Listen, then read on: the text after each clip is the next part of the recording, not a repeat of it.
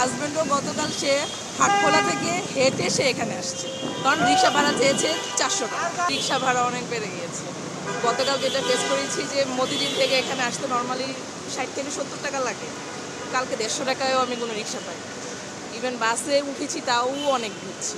বাস ভাড়াও তো নর্মালি একরকমই থাকে।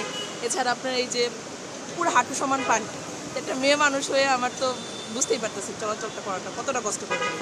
এখনও সেম, যেটা আমি মালিবাগ মোড়ে আমার বাসা থেকে 20 টাকা আসি, সেটা আমি 30-40 টাকা দিয়ে আসতেছি। তো এটা তো একটা ভোগান্তি আছে, বাচ্চা দুদিন ধরে স্কুলে যেতে পারতেছে না, কারণ ভ্যানে যায়। তো আমি অতটুকু মানে রিস্ক দিচ্ছি না, যে যেহেতু নিজে দিতে পারতেছি না তো আমি ওকে ভ্যানে দিই, কারণ যদি একটা অ্যাক্সিডেন্ট হয় আমার অবর্তমানে, তো সে দুদিন ধরে কিন্তু স্কুলে যাচ্ছে।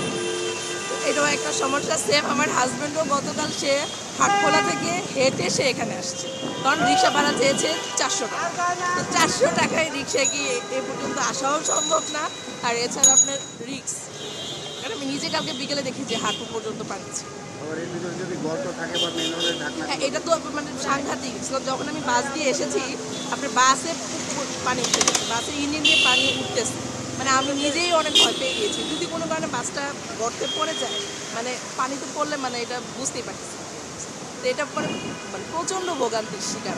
আমি অফিস থেকে বের হওয়ার পরে বাসে ওঠার পরে বাসে নর্মালি যেখানে আধা ঘন্টার মধ্যে আমরা এই মালিবাগে মোড়ে পৌঁছে যাই, সেখানে প্রায় 1.5 ঘন্টার উপরে সময় লাগছে। কালকে বাস চলেই না, কারণ পানির জন্য বাস অগ্রসর হতে পারে না। নগর কর্তৃপক্ষকে অবশ্যই ড্রেনেজ ব্যবস্থাগুলা যাতে বর্ষা আসার পরে যে পানি যেন ঠিকভাবে প্রবাহিত হয়ে যেন পানি কোনো জায়গায় আটকে না থাকে সেদিকে নগর কর্তৃপক্ষকে অবশ্যই সজাগ দৃষ্টি রাখা উচিত। অনেক ভোগান্তিতে হয়, পানি আটকে থাকে, এতে তো অনেক ক্ষতি হয়, বাচ্চাদের নিয়ে যাওয়া যায় না, অনেক কষ্ট করে যাইতে হয়।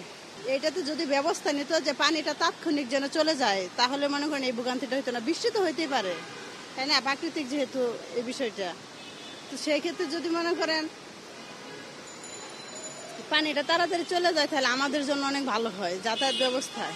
আমার মনে হচ্ছে যে এই জন্য বেশি দায়ী আমরা, কারণ সিটি কর্পোরেশন দুপাশেই এত বড় ড্রেন ব্যবস্থা করছেন, কিন্তু আমরা ড্রেনগুলো ভরাট করে ফেলছি, ময়লা আবর্জনা ফেলে। আমাদের সচেতনতার অভাবের কারণে মূলত এই সমস্যাটা। শান্তিনগরের এই শান্তি তো দেখতেছি 30 বছর ধরে এই অবস্থায় আছে।